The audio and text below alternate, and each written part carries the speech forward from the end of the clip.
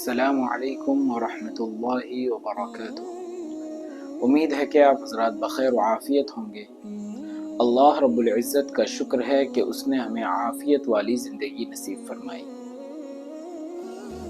ہم نے یہ سن لیا کہ نجاشی سلطان حبش نے کس طرح اسلام قبول کیا اور کس طرح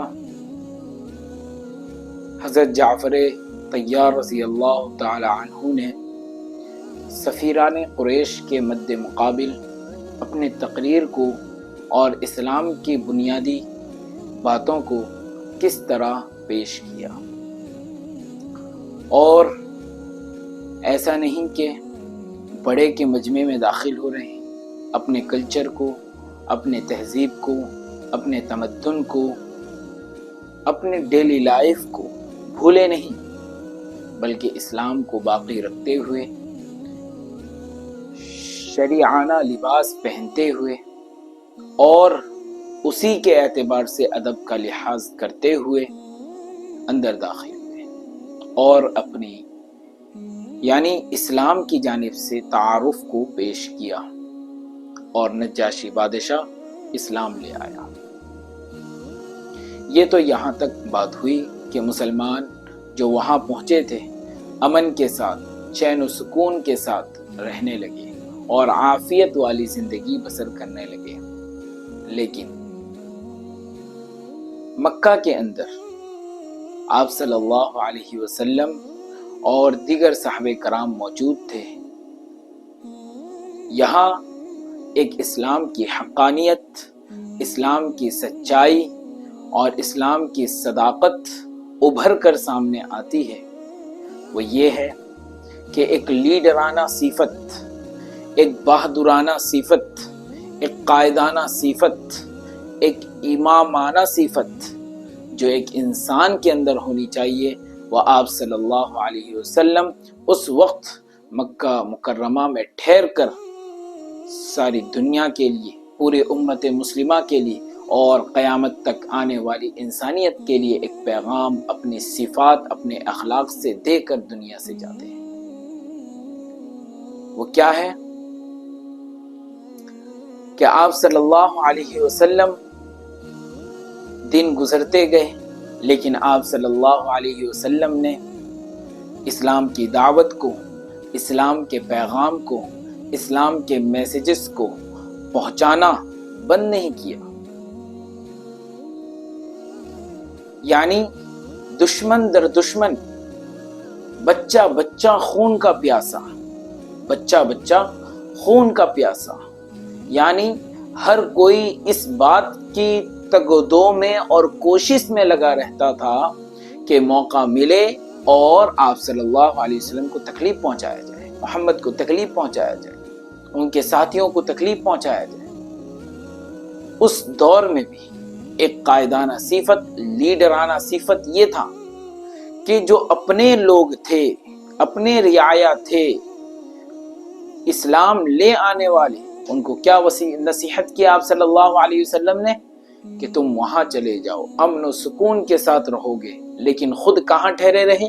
مکہ میں تکلیفیں برداشت کرتے رہے، سختیاں برداشت کرتے رہے، مشکلیں اور مصیبتوں کا سامنا کرتے رہے، لیکن اس جگہ سے ہلے تک نہیں۔ کیوں؟ ابھی اللہ کا حکم نہیں ہوا، ابھی اللہ کا حکم نہیں ہوا۔ لیکن ان تمام چیزوں کے باوجود بھی اسلام کی دعوت کو دینا بند نہیں کیا، اسلام کے پیغام کو پہنچانا بند نہیں کیا۔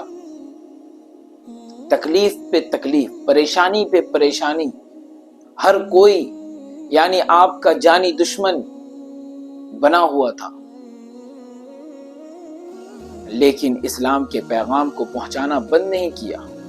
اپنے پیر کو جمائے رکھا، اپنی ہمت کو نہیں ہارا اور اپنے حوصلے کو کمتر نہیں کیا۔ اس کے باوجود بھی ایک نبی، ایک رسول، ایک اللہ کا مقدس انسان اور حبیب اور پیارا، جس کو اللہ نے کئی ناموں سے یاد کیا ہے، کہیں احمد، کہیں محمد، کہیں طٰہٰ، کہیں یاسین، کہیں مصطفیٰ، کہیں رسول اللہ، کہیں حبیب اللہ، تو کئی ناموں سے اللہ رب العزت نے جسے یاد کیا، جس کی کامیابی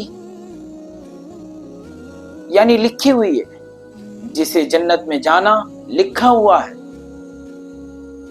جسے نقصان پہنچایا جا رہا ہے، اللہ رب العزت چاہتے تو روک دیتے، لیکن لوگ یہ کہتے کہ ہاں ان سے تکلیفیں روک دی گئی تھی، ہاں وہ تو نبی تھے اس لیے انہوں نے یہ کام کر لیا تھا۔ نہیں، اللہ رب العزت نے مشکلات کے اندر دکھایا کہ میرے ماننے والوں نے، مجھ پر ایمان لانے والوں نے کس طرح مشکلات کے اندر بھی اپنے آپ کو جمائے رکھا، اپنے قدم کو ٹکائے رکھا، ہلایا تک نہیں، اپنے حوصلوں کو پست نہیں کیا، اپنے ہمت کو کم نہیں کیا، اس کے باوجود بھی، اتنی پریشانیوں کے باوجود بھی پیچھے مڑ کر بھی نہیں دیکھا کہ کیا ہوگا۔ اللہ پر امید رکھتے ہوئے، اللہ سے مدد کی طلب کرتے ہوئے بس دین کا کام کرتے رہے، لوگوں تک اس کے پیغام کو پہنچاتے رہے، بندوں تک ایک ایک چیز کو پہنچاتے رہے۔ ایک مرتبہ کا ذکر ہے کہ آپ صلی اللہ علیہ وسلم کعبۃ اللہ کے پاس تنہ تنہا بیٹھے ہوئے تھے، تنہ تنہا بیٹھے ہوئے تھے، جیسا کہ کبھی کبھار ہم جاتے ہیں مسجد کے اندر تنہ تنہا بیٹھے رہتے ہیں، یا پھر کہیں اور بازار کے اندر تنہ تنہا بیٹھے رہتے ہیں۔ تو آپ صلی اللہ علیہ وسلم مکہ کے اندر یعنی کعبۃ اللہ کے پاس تنہ تنہا بیٹھے ہوئے تھے۔ تو اتنے میں عتبہ ابن ربیعہ آتا ہے اور آ کر کہتا ہے، اے میرے چچا کے لڑکے، اے میرے چچا کے لڑکے، میں مانا کہ آپ شرافت میں بہت مشہور ہیں، آپ دیانتداری اور امانت داری میں بہت مشہور ہیں، آپ کی سچائی اور صداقت پورے عالم میں پھیلی ہوئی ہے، لیکن کہ آپ نے گھروں کے اندر تفرقہ ڈال دیا ہے، بھائی بھائی کے اندر جھگڑا کرا دیا ہے، بہن بہن کے اندر جھگڑا ڈال دیا ہے، ماں بیٹے کے اندر، باپ بیٹے کے اندر جھگڑا ڈال دیا ہے، یعنی فرقہ پرستی اور تفرقہ بازی کر دیا ہے۔ میں آپ سے کچھ کہنا چاہتا ہوں۔ تو آپ صلی اللہ علیہ وسلم نے کہا، اے ولید کے باپ، یعنی اے ابو الولید، کہو میں سنتا ہوں، کہو میں سنتا ہوں، یا کہو میں سنتا ہوں۔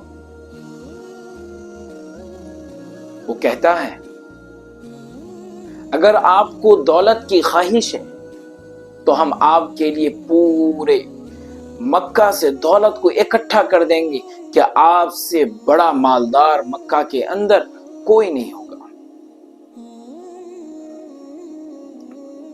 اگر آپ کو دولت کی ضرورت ہے تو ہم اتنا دولت اکٹھا کر دیں گے کہ کسی کے پاس بھی اتنی دولت نہیں ہوگی جتنی آپ کے پاس ہوگی۔ اگر آپ کو عزت اور نام و نمود کی ضرورت ہے تو ہم آپ کو اپنا بڑا بنا لیں گے۔ اگر آپ یہ سارے کارنامے انجام دے کر بادشاہ بننا چاہتے ہیں تو ہم آپ کو اپنا بادشاہ بنا دیں گے، اور آپ کے حکم کے بغیر بھی ایک قدم نہیں بڑھائیں گے اور نہ ہی کوئی کام کریں گے، اور نہ ہی اس حکم عدولی اور حکم کے خلاف کوئی کام کریں گے۔ کون کہہ رہا ہے؟ عتبہ ابن ربیعہ۔ یہ سیرت اور اسلام کی تاریخ ہی چل رہی ہے، جس کو ہم نے شروع کیا تھا کہاں سے؟ حضرت ابراہیم علیہ السلام سے، پھر ہم یہاں تک پہنچے۔ جو لوگ مستقل سن رہے ہیں، الحمدللہ، اللہ انہیں اور غور سے سننے کی توفیق دے اور سمجھنے کی توفیق دے۔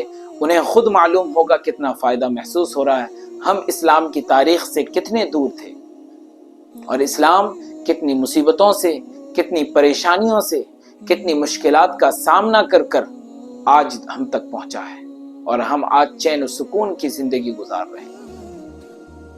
جو مستقل سن رہے ہیں، اللہ انہیں جزائے خیر دے اور شوق و جذبہ پیدا کرے۔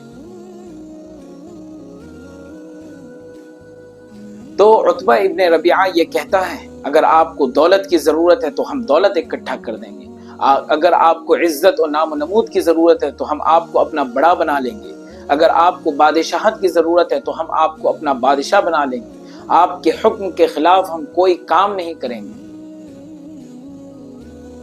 یا پھر اگر آپ کو جادو ہے، بیماری ہے یا اس طرح کی کوئی پریشانی ہے تو ہم پیسہ خرچ کر کے، روپیہ خرچ کر کر ہم بڑے سے بڑے حاذق ماہر، کیا کہیں گے اس کو، کسی چیز کا یعنی اسپیشلسٹ، یعنی اچھے ڈاکٹر کو کیا کریں گے، ہم بلائیں گے، اچھے طبیب کو ہم بلائیں گے تاکہ وہ آپ کا علاج کر دے اور آپ کو اس سے باہر لے آئے۔ پھر اس کے بعد جو آپ صلی اللہ علیہ وسلم کے زبان سے جو جواب نکلتا ہے وہ تاریخ میں اور سونے کے سیاہی سے لکھنے کے قابل ہے۔ آپ صلی اللہ علیہ وسلم کہتے ہیں نہ ہی مجھے تمہاری دولت کی ضرورت ہے اور نہ ہی مجھے اس کی خواہش ہے اور نہ ہی مجھے بادشاہت کی ضرورت ہے اور نہ ہی مجھے نام و نمود، عزت کی، شہرت کی، نہ ہی کسی کے زمین پر قبضہ کرنے کی اور نہ ہی بیٹے اور باپ کے درمیان تفرقہ ڈالنے کی ضرورت ہے۔ مجھے ان تمام چیزوں سے کوئی واسطہ نہیں، میرا واسطہ صرف اور صرف اللہ سے ہے اور میں اسی کا پیغمبر ہوں۔ میں تمہیں خوشخبریاں سناتا ہوں، میں تمہیں اس کے پیغام پہنچاتا ہوں اور میں تمہیں خدا کے ایک ہونے کو بتلاتا ہوں اور میں تمہیں جہنم کے سلسلے میں خبر دیتا ہوں اور آگے کی زندگی جو ہمیشہ ہمیش کی زندگی ہے اس کو میں تمہیں بتلاتا ہوں، اور اس کے علاوہ مجھے کسی چیز کی ضرورت نہیں۔ اس کے بعد آپ صلی اللہ علیہ وسلم سورہ سجدہ کی یعنی شروع کی آیتیں تلاوت فرماتے ہیں، ابتدا کی آیتیں تلاوت فرماتے ہیں، یہاں تک کہ سجدے کی آیت آ جاتی ہے، جس کے اندر یعنی جس کا مفہوم ہے، ترجمہ تو میں نہیں کہوں گا، جس کا مفہوم یہ ہے کہ یہ رحمان کی کتاب ہے، یہ رحمان کی کتاب ہے اور یہ میرا بھیجا ہوا پیغمبر ہے، اور اللہ ایک ہے، کہہ دیجئے کہ اللہ ایک ہے، اس کے علاوہ کوئی معبود نہیں۔ جو لوگ بتوں کی پرستش کرتے ہیں وہ گمراہ ہیں، جو حق کو نہیں مانتے ہیں وہ گمراہ ہیں۔ اس طرح پورا مفہوم بیان کیا گیا ہے اس کا، یعنی وحدانیت کو بیان کیا گیا ہے سورہ سجدہ کی ابتدائی کی آیتوں کے اندر۔ اور جو نیک لوگ ہیں جنہوں نے اس کو تسلیم کر لیا اور مان لیا ہے، اس کے احکام کو، اس کے اصول و ضوابط کو مان لیا ہے اور وہ کامیاب ہو گئے، ان کی دنیا کے اندر بھی خوشی ہے ان کے لیے اور آخرت میں بھی خوشی ہے۔ یہ سورہ سجدہ کے اندر اس کو بیان کیا گیا ہے۔ اور آپ صلی اللہ علیہ وسلم، یہ تو میں نے مفہوم اور اردو کے اندر سنایا، لیکن آپ صلی اللہ علیہ وسلم عربی زبان کے اندر اس کو تلاوت فرما رہے ہیں، یعنی قرآن شریف کی سورہ سجدہ کی شروع کی آیت ہے۔ اور جب آپ صلی اللہ علیہ وسلم تلاوت کرنے لگے تو اس وقت عتبہ ابن ربیعہ اپنے دونوں ہاتھوں کو پیچھے ٹیک لگا کر، جیسے ہم بیٹھ جاتے ہیں نا کسی چیز کو غور سے سننے کے لیے، تو اس طرح وہ غور سے سننے کے لیے بیٹھ گیا اور سنتا رہا پورا حیران اور ششدر ہو کر دیر تک، اور تکتا رہا آپ صلی اللہ علیہ وسلم کے منہ کو، دیکھتا رہا غور کے ساتھ، اور آپ صلی اللہ علیہ وسلم تلاوت کرتے رہے یہاں تک کہ سجدے کی آیت آ گئی، اور وہ بھی مزہ لیتا رہا سن کر۔ پھر آپ صلی اللہ علیہ وسلم اٹھ کر وہاں سے چلنے لگے اور اسے ہی تلاوت کرتے رہے۔ جب آپ صلی اللہ علیہ وسلم نے تلاوت مکمل کی، اس کے بعد آپ صلی اللہ علیہ وسلم نے کہہ دیا، کیا کہا کہ جو مجھے سنانا تھا میں نے سنا دیا، جو مجھے کہنا تھا وہ میں نے کہہ دیا، اب تم خود ہی میرے مقصد سے اور میرے مطلب سے میں کیا چاہتا ہوں، مجھے کیا چاہیے، ان تمام چیزوں سے تم واقف ہو گئے ہو۔ عتبہ ابن ربیعہ حیران اور شزدر پریشان، کلام کو سن کر اس کے دل کی کیفیت ہی چینج ہو چکی تھی۔ کہتا ہے اپنے آپ میں کہ کہ واللہ، واللہ یعنی قسم کھاتا ہے، بخدا جیسے کہتے ہیں اللہ کی قسم ہم کھاتے ہیں، تو عربی کے اندر واللہ، باللہ، تاللہ اس طرح قسم کھایا جاتا ہے۔ تو واللہ یہ کسی کاہن کے کلمات نہیں ہیں، یہ کسی جادوگر یا کسی شاعر کی یا کسی پوئٹ کی یہ کلمات نہیں ہیں۔ پھر اس کے بعد وہ آتا ہے اپنے قبیلے میں، آنے کے بعد کہتا ہے کہ میں آج ایک ایسا کلام سن کر آیا ہوں، ایک ایسی یعنی زبانی، ایک ایسے شخص کے زبان سے ایک ایسا کلام سن کر آیا ہوں کہ جو نہ کسی شاعر کا، نہ کسی ساحر کا، نہ کسی کاہن کا، نہ کسی نجومی کا کلام ہو سکتا ہے، اور نہ ہی کوئی اسے بنا سکتا ہے۔ اتنا شیرین، اتنی مٹھاس اس کلام کے اندر۔ اور میں کہتا ہوں کہ آپ لوگ محمد کے مقابلے میں نہ آئیے، محمد کے مقابلے میں نہ آئیے، کیونکہ اگر کوئی عربی شخص یا عربی دشمن وہ اسے مار دیتا ہے تو ہم تو کیا ہو گئے؟ بری ہو گئے۔ لیکن وہ ایک نہ ایک دن اس کے جو کلام اس کے زبان سے نکل رہے ہیں، ایک نہ ایک دن وہ غلبہ پانے والا ہے، جیسا کہ متوقع تھا کہ غلبہ پانے والا ہے۔ وہ اس کے کلام سے یہ بات معلوم چل رہی ہے کہ وہ ایک نہ ایک دن کیا پانے والا ہے؟ غلبہ پانے والا ہے، یعنی وہ ہم پر حاوی ہونے والا ہے۔ اور دوسری بات، ہم اس کی مخالفت نہ کریں، ہم اس کی مخالفت کرنا کیا کر دیں؟ چھوڑ دیں۔ اگر وہ غلبہ پاتا ہے تو اس کی عزت ہماری عزت، اس کا شہرت ہماری شہرت، اور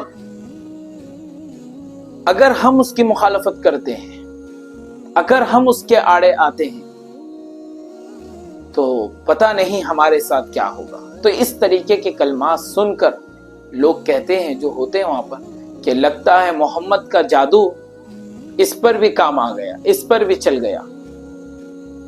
کیسے جادو ہو سکتا ہے؟ وہ تو نبی کا کلام تھا، اللہ کا کلام تھا، جادو نہیں ہو سکتا۔ تو آپ صلی اللہ علیہ وسلم کے زبان سے نکلی ہوئی باتیں یہ کوئی جادو نہیں ہو سکتی، بلکہ یہ اللہ کی یعنی اللہ کی جانب سے بھیجی ہوئی باتیں تھیں۔ تو اللہ رب العزت نے آپ صلی اللہ علیہ وسلم کے زبان میں وہ تاثیر اور وہ قوت دی تھی، آپ صلی اللہ علیہ وسلم کے زبان میں وہ تاثیر اور وہ قوت دی تھی کہ آپ صلی اللہ علیہ وسلم جو کہتے تھے وہ بالکل دل کو چھوتا تھا اور دل میں اثر کرتا تھا۔ اس طرح آپ صلی اللہ علیہ وسلم کے زبان سے کلام نکلتے تھے۔ یہ صرف ایک دو مرتبہ کا واقعہ نہیں ہے، بلکہ آپ صلی اللہ علیہ وسلم کے پاس ایک دوسری مرتبہ بھی کچھ لوگ کیا ہوئے آئے، اور آنے کے بعد انہوں نے بھی یہی ساری باتیں کہی۔ کیا؟ اگر آپ کو دولت کی لالچ ہے، اگر آپ کو شہرت کی لالچ ہے، اگر آپ کو مال و دولت اور نام و نمود کی لالچ ہے، اگر آپ کو بادشاہت کی ضرورت ہے، تو ہم آپ کو اپنا بادشاہ بنا لیں گے، ہم آپ کو آپ کے سامنے دولت کا ڈھیر رکھ دیں گے۔ بعض نے کہا کہ اگر آپ کی نکاح کسی شریف خاندان سے اور شریف زادی سے کرائیں گے، اور اس طرح بھی بعض نے کہا ہے۔ تو اس طرح آپ صلی اللہ علیہ وسلم سے کئی باتیں کہیں گے، لیکن آپ صلی اللہ علیہ وسلم نے اس کا جواب کیا دیا کہ میں تمہاری دولت کا بھوکا نہیں ہوں، میں تمہارے نام و نمود اور شہرت کا بھوکا نہیں ہوں، میں بادشاہ کا بھوکا نہیں ہوں، میں عزت کا بھوکا نہیں ہوں، میں اللہ کا پیغمبر ہوں اور اللہ کے پیغام کو لے کر آیا ہوں اور تم تک پہنچاتا ہوں۔ بس میرا تو یہی مقصد ہے، اس کے علاوہ اور کوئی میرا مقصد نہیں۔ لیکن آپ لوگ سمجھ سکتے ہوں گے کہ آپ صلی اللہ علیہ وسلم کیسے لوگوں کے درمیان میں رہ رہے ہیں کہ بچہ بچہ بھی خون کا دشمن، بچہ بچہ بھی خونی دشمن، کہ کوئی موقع پائے تو آپ پر حملہ کر دے۔ ہمیشہ یہ پلاننگ جو مالدار تھے، ریچس پرسن تھے اس وقت کے، تو ان کی تو کوشش یہ تھی کہ آپ صلی اللہ علیہ وسلم کو قتل کر دیں، آپ صلی اللہ علیہ وسلم کو ختم کر دیں جان سے، یہ کوشش رہتی تھی۔ لیکن اس کے باوجود ایک لیڈر کی صفت یہاں سے ہمیں معلوم پڑتی ہے۔ میں یہ تاریخ سنانے کا مقصد یہ نہیں کہ ہم کوئی کہانی سمجھ کر سنیں، اگر اللہ تعالی ہم کو کوئی ذمہ داری سونپے یا ہمارے تحت لوگ کام کر رہے ہوں تو ہمارے اندر یہ صفت آنی چاہیے کہ مشکلات کے دوران ہم کیا ہوں، خود آگے بڑھیں، اور اچھائی اور آسانیوں کے دوران ہم اپنے رعایا اور اپنے ماتحت اپنے فالوورز کو کیا کریں، آگے بڑھائیں۔ جہاں گفٹ ملنے کا موقع ہو، جہاں منی یا پیسے ملنے کا موقع ہو، جہاں آرام و سکون کا موقع ہو، تو اس وقت میں ہم اپنے فالوورز کو، اپنے متبعین کو، اپنے ماننے والوں کو، اپنے تحت رہنے والے لوگوں کو کیا کریں، آگے بڑھائیں، اور ہم خود پیچھے رہیں۔ لیکن جہاں پریشانیاں ہوں، مشکلات کا سامنا کرنا ہو اور مشکلات کا ڈیفنس کرنا ہو، تو اس وقت میں ہم خود آگے بڑھیں، جیسا کہ آپ صلی اللہ علیہ وسلم نے اپنی زندگی میں کر کے دکھایا۔ بالکل کانٹوں کے درمیان، پریشانیوں کے درمیان، مشکلات کے درمیان آپ صلی اللہ علیہ وسلم رہ رہے تھے۔ اس کے باوجود بھی آپ کے ہمت کے اندر، آپ کے حوصلے کے اندر، آپ کے اس ذی مرتبت عالی ہمت کے اندر کچھ بھی رائے کے دانے کے برابر بھی کمی نہیں آئی۔ اسی جاں فشانی کے ساتھ آپ دین کا کام کیا کرتے رہے، لوگوں تک پہنچاتے رہے، لوگوں کو اس سے واقف کرواتے رہے۔ تو اتنی آسانیوں کے ساتھ ہم تک اسلام نہیں پہنچا ہے جس طرح ہم سوچتے ہیں کہ ہم بڑے آسانی والی زندگی میں اور جی رہے ہیں، نہیں، بلکہ بہت مشکلات کا سامنا کرنا پڑا اسلام کو ترقی یعنی آگے بڑھنے کے لیے۔ آپ صلی اللہ علیہ وسلم یعنی ایسی ایسی مشکلات کا سامنا کیے ہیں کہ اگر آپ اسے اور اچھی طرح اور ڈیپ میں جا کر اور سنیں گے، کہیں گے کہ انسان کا ایسی کیفیت میں بچنا بھی مشکل ہے۔ تو اس سے معلوم ہوتا ہے کہ کون حفاظت کرتا تھا، اللہ حفاظت کرتا تھا۔ کون؟ اللہ حفاظت کرتا تھا، کیونکہ آپ صلی اللہ علیہ وسلم کی زبان سے نکلنے والی بات وہ ان کی خود کی ذاتی بھی نہیں تھی، بلکہ اللہ کی جانب سے، بلکہ اللہ نے قرآن کے اندر کئی جگہ چیلنج کیا ہے کس بات پر، کہ اگر تم کہتے ہو کہ یہ قرآن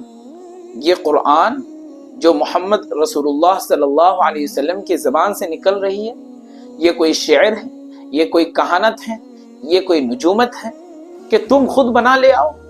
چیلنج کیا ہے اللہ نے، لے آؤ، ایک چھوٹی سی سورت بھی لے آؤ بنا کر۔ اس لیے اللہ رب العزت نے قرآن اتارا اور ایسے ایسے حروف مقطعات رکھ دیے ہیں اس کے اندر کہ وہ حیران و شزدر اور پریشان رہ گئے اور شک میں پڑ گئے، کنفیوژن ان کے اندر ڈال دیا۔ جبکہ اس وقت میں جو عربی حضرات تھے اور عرب کے رہنے والے تھے اس وقت میں نہیں، اس وقت کے تو عربی حضرات جو ہیں وہ ڈھنگ کا عربی بھی نہیں بولتے، ان کے سامنے اگر اصل عربی بولی جائے تو ان کو سمجھ میں نہیں آتی، وہ اپنے ایجاد کردہ عربی ان کی ہے، تو اصل عربی سے وہ لوگ بھی واقف نہیں۔ وہ اس وقت کے عرب حضرات جو رہ رہے تھے تو وہ بڑے ماہر تھے، یعنی بات بھی کرتے تھے کس میں، شعر شاعری میں بات کرتے تھے، بلکہ اس کی مجلسیں لگا کرتی تھی۔ تو اس لیے وہ کہتے تھے کہ یہ شعر ہے، یہ کیا ہے، کسی شاعر کا بنایا ہوا کلام ہے۔ یعنی عرب یعنی اتنے بڑے شاعر، کہتے ہیں نا یہ فلاں اتنا بڑا شاعر ہے، اتنا بڑا پوئٹ ہے کہ وہ بات بات میں شعر بناتا ہے۔ تو اتنے بڑے فصاحت اور بلاغت کے اندر مہارت حاصل کرنے کے باوجود بھی اللہ نے انہیں چیلنج دیا۔ کیا آیت نازل کیا؟ الف لام میم۔ کیا مطلب اس کا؟ کوئی نہیں جانتا ہے، کوئی نہیں جانتا ہے، کوئی عالم کو بھی نہیں معلوم، کوئی مفسر کو بھی نہیں معلوم اس کا کیا ترجمہ کیا جاتا ہے اس کا؟ اللہ اعلم بمرادہ بذالک، اس کا بہتر مطلب وہی ہے جو اللہ جانتا ہے، کوئی نہیں جانتا ہے۔ یہ کوئی شاعر کا کلام ہے؟ کسی جگہ اللہ نے کہہ دیا طٰہٰ، کیا مطلب اس کا؟ کوئی نہیں جانتا ہے۔ قرآن کھول کے دیکھیں گے ترجمہ قرآن بھی، وہاں بھی نہیں ملے گا اس کا ترجمہ۔ طٰہٰ نیچے لکھا ہوگا، کہیں الف لام میم صاد، کہیں حامیم، کہیں نون کہہ دیا اللہ نے صرف، کیا مطلب کوئی نہیں جانتا، کہیں قاف کہہ دیا۔ پورے قرآن کو اس طرح صورتوں سے شروع کر دیا اور چیلنج دے دیا کہ اس طرح کا کوئی کلام بنا کر لے آؤ، ایک چھوٹی سی صورت بنا کر لے آؤ، ایک اگر صورت ہی نہیں ہوتی ایک چھوٹی سی آیت بنا کر لے آؤ، اگر یہ شعر ہے تو حیران و شزدر رہے۔ ایک صورت اللہ رب العزت نے قرآن میں نازل کی ہے، الم تر کیف فعل ربک باصحاب الفیل الم یجعل کیدہم فی تضلیل۔ یہ صورت پورا اصحاب فیل، جو اصحاب فیل کا جو واقعہ پیش آیا تھا اسی کے اوپر میں یہ صورت نازل ہوئی۔ آپ صلی اللہ علیہ وسلم کو ان واقعات سے واقف کرایا گیا اور اہل مکہ کو جھنجھوڑا گیا کہ اس موقع پر اللہ رب العزت نے تمہاری حفاظت کی تھی، تم اسلام کیوں نہیں لا رہے ہو؟ تمہارے عزت کو، تمہارے شہرت کو پورے دنیا میں اس کا ڈنکا بجایا تھا، ہاتھی والوں سے، فیل بان سے تمہاری حفاظت کر کے اور ابرہہ کے لشکر کو نیست و نابود کر کے، پھر بھی ماننے کو تیار نہیں۔ اور جب انہیں چیلنج دیا گیا کہ سورت بنا لے آؤ تو بنا لے آئے، الفیل ملفیل وما ادراک ملفیل، یعنی ہاتھی بہت بڑا ہوتا ہے، اس کا دم چھوٹا ہوتا ہے، اس کا سونڈ بڑا ہوتا ہے، اس کے 2 دانت ہوتے ہیں۔ تو اس طرح کے صورت بنا لے آئے، کس کے مقابلے میں؟ الم تر کیف فعل ربک باصحاب الفیل، اور انہوں نے کیا بنایا؟ الفیل ملفیل، ارے ہاتھی تو ہاتھی، ہاتھی کیا ہاتھی، یہ ترجمہ اس کا ہے۔ یہ لے آئے بنا کر انہوں نے کہ یہ کوئی شعر کا، کوئی شاعر کا کیا ہے کلام۔ اس طرح پورا ایک صورت بنا کر لے آئے، الفیل ملفیل وما ادراک ملفیل، کہ ہاتھی کچھ نہیں، اس طرح یعنی پورا ایک صورت بنا لے آئے جس کا کوئی بیٹ نہیں بیٹھتا ہے، یعنی کوئی مطلب ہی نہیں اس کے اندر۔ قرآن تو ایسی کتاب ہے جو ایک ایک آیت کے اندر اتنے بڑے بڑے مطالب بیان کیے جاتے ہیں، اگر کوئی اس کے اندر اسپیچ دے ایک آیت میں تو 24 گھنٹہ گزر جائے گا اور اسپیچ ختم نہیں ہوگی، اسپیچ ختم نہیں ہوگی۔ ایک ایک آیت پر قرآن کے ایک ایک آیتیں کتنی معنی خیز اور مفہوم کو لیے ہوئے، اور یہ بنا کر لے آئے ہاتھی کے متعلق، دیکھا کہ یہ ہے، اس میں ہاتھی کا تذکرہ ہے، اور ایسے ہی القاریات مالقاریہ کے سلسلے میں بھی ایک بنا کر لے آئے تھے۔ تو کسی کے اندر صلاحیت نہیں، یہ صرف اس دور میں نہیں، یہ آیت اللہ رب العزت نے اتار کر یہ چیلنج دیا ہے کہ قیامت تک آنے والے لوگوں میں سے کوئی بھی قرآن کے جیسا نہیں لا سکتا، نہیں بنا سکتا، نہیں اس کا کوئی مثل پیدا کر سکتا، ایک آیت اور ایک نقطے کے برابر بھی اس میں کوئی چینجنگ بھی نہیں لا سکتا۔ کسی کے اندر اتنا دم نہیں، اور نہ ہی کوئی ماں کی، یعنی کوئی ماں نے ایسی اولاد جنی ہے کہ جو قرآن کے مثل کوئی بنا لے آئے۔ لوگوں نے کوشش کی اپنے اعتبار سے، حافظوں کو قتل کیا گیا، حافظوں کو قتل کیا گیا، قتل عام کیا گیا، مٹانے کا سوچا گیا، نہیں مٹا سکتے، کیونکہ اس کی حفاظت کی ذمہ داری کس نے لی ہے؟ خود اللہ رب العزت نے لی ہے۔ انا نحن نزلنا الذکر وانا له لحافظون، ہم نے ہی اسے نازل کیا ہے اور ہم ہی اس کی حفاظت کریں گے۔ کون کہتا ہے؟ خود اللہ کہتا ہے۔ تم کوشش کر کر کے تھک جاؤ لیکن اسے بدلو گے نہیں۔ ہر زمانے میں آئے بدلنے والے تو وہ کوشش کر کر کے وہ خود بدل کر چلے گئے، لیکن انہوں نے قرآن کو بدل نہیں سکا۔ تو قرآن خود چیلنج دیتا ہے۔ اب جب قرآن چیلنج دے تو اس کے مقابلے میں کون آئے گا؟ گویا کہ قرآن کا چیلنج اللہ کا چیلنج، اللہ کے مقابلے میں کسی کی صلاحیت نہیں ہے سوچنے کی کہ وہ اللہ کے مقابلے میں آئے۔ تو اتنی مقدس اور اتنی بابرکت کتاب اللہ رب العزت نے دی ہے کہ جس کے مقابلے میں کوئی نہیں آ سکتا، اور یہ اس زمانے میں صرف نہیں، وہ اس زمانے سے چلتے ہوئے آ رہا ہے۔ پھر آگے انشاءاللہ ہم جانیں گے کس طرح یہ سن 6 نبوی کے اس کے بعد کا واقعہ، جب ہم تاریخ جانیں گے، سن 6 نبوی 4 ختم ہوا، 4 میں پہلی اور دوسری ہجرت ہوئی حبشہ کی جانب، اور اس طرح پانچواں یہ دور چل رہا ہے. اس کے بعد سن 6 نبوی، ابھی ہجری دور شروع نہیں ہوا ہے، اسلامی تاریخ کا دور شروع نہیں ہوا ہے. یہ جو تاریخ چل رہی ہے آپ صلی اللہ علیہ وسلم کے نبوت سے، آپ صلی اللہ علیہ وسلم کے نبوت سے، یعنی آپ صلی اللہ علیہ وسلم کے نبوت کا یہ 6واں سال، یعنی آپ صلی اللہ علیہ وسلم کی عمر 46 سال کی چل رہی ہے. اور یہ زمانہ چل رہا ہے، اور اس کے اندر کس طرح حضرت حمزہ رضی اللہ تعالی عنہ نے اسلام قبول کیا، اور جیسے بہادر حضرت عمر بن خطاب رضی اللہ تعالی عنہ نے کس طرح اسلام قبول کیا. انشاءاللہ ہم اس کی تاریخ کو بھی بالتفصیل آگے جانیں گے. السلام علیکم ورحمۃ اللہ وبرکاتہ.